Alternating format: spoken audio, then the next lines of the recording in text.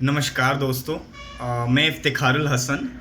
सबसे पहले तो इनकलाबी इस्तकबाल के साथ मैं आप सबको स्वतंत्रता दिवस की बहुत बहुत हार्दिक शुभकामनाएं प्रेषित करता हूं। और आज का जो मैंने मौजू रखा है उसका नाम मैंने दिया है दो पहलू। दोस्तों, जिस तरह से सिक्के के दो पहलू होते हैं उसी तरह हमारे भी जीवन के दो पहलू होते हैं, एक कर्म और दूसरी नियति।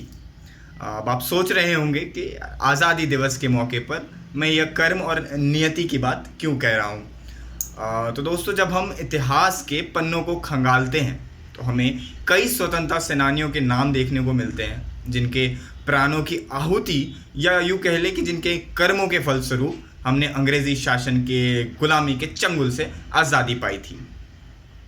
तो दोस्तों, जब हम उन सब के बारे में पढ़ते हैं, उन सब के बारे में जानते हैं, तो हमें एक डिफरेंस देखने को मिलता है कि जो आइडियोलॉजीज़ थे, जो काम करने का तरीका था, या यूँ कह लें जो इनके जो कर्म थे वो अलग अलग थे। कई हिंसा पर बिलीफ रखते थे, कई अहिंसा पर बिलीफ रखते थे। पर जब हम नियति की बात करते हैं, जब हम उनकी एक सोच की बात करते हैं, तो हमें यह देखने को मिलता है कि यार नियति तो सबकी एक जैसी थी। चाहे वीर सावरकर की नियति हो, चाहे महात्मा गांधी की नियति हो, नियति सबकी क्या थी? नियति सबकी आज़ाद भारत और एक अखंड भारत थी।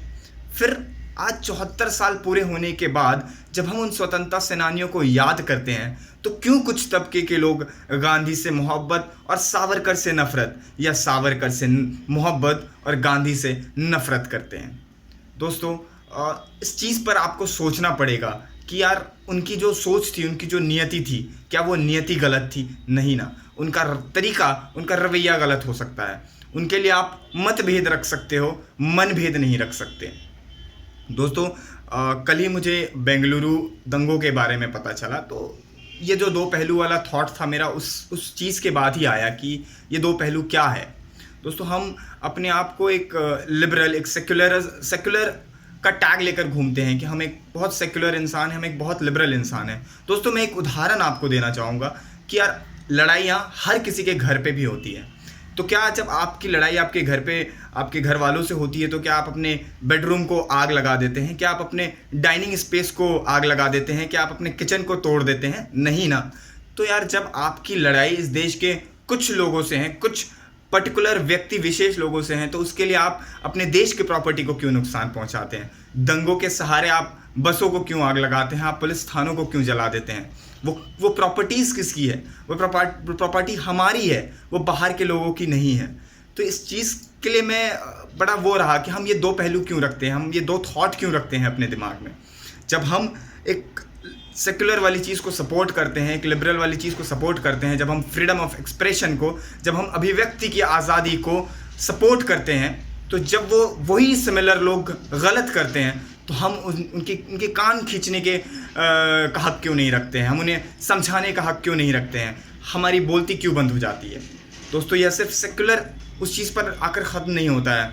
अभी कुछ दिन पहले 5 अगस्त को राम जन्मभूमि का वो हुआ, भूमि पूजन हुआ। एंड मैं सबसे पहले तो बहुत बहुत हार्दिक शुभकामनाएं इस पूरे तमाम देशवासियों को, क्योंकि एक बहुत बड़ा मसला जो कई सालों से चलता आ रहा था और उसके वजह से न जाने कई तरह के डेवलपमेंट्स हमारे रुके थे। हमारा जो पूरा एनर्जी था वो किसी गलत जगह पे लगा हुआ था, या यूँ कह लें कि हम वो सारा कुछ और कहीं पे प्रोडक्टिव यूज़ कर सकते थे। सुप्रीम कोर्ट का समय हो, या फिर मीडिया का समय हो, या फिर इस देशवासियों का समय हो, वो कई अच्छी प्रोडक्टिव जगह पे यूज़ कर सकते थे। पर ठीक है, अच्छी बात है कि एक कंक्लूजन पे हम आकर पहुँचे, हमारे लिए बहुत खुशी की बात है ये। पर उस समय जिस तरह से लोग सेलिब्रेशंस कर रहे थे, सेलिब्रेशंस करना अच्छा होता है, सेलिब्रेशंस आप कीजिए, बट उस सेलिब्रेशन से अगर आप किसी को आहत पहुंचाने की कोशिश कर रहे हैं, किसी को या यूँ कह ले एक बहुत कॉमन सी वर्ड में जलाने की कोशिश कर रहे हैं, तो ये बहुत गलत कर रहे हैं आप। तो ये दो पहलू आपने भी रखा है जिस तरह से इन सेक्युलर्स ने रखा है, तो आप दो पहलू रखिए, बट समझिए कि वो दो पहलू आपका कौन कौन सा होना चाहिए। वो दो पहलू आपका प्योर नेशनलिस्ट थॉट होना चाहिए कि आप अगर अपने आप को राष्ट्रवादी कह रहे हैं तो आप राष्ट्रवादी सोच किस चीज़ के लिए कह रहे हैं। आपके जो आसपास लोग हैं, हर तरह के लोग हैं, लिबरल्स है, प्योर कह ले कि आपके कंजर्वेटिव थॉट के लोग हैं, तो आपको सबको समझ कर चलना होगा, सबकी कदर करनी होगी।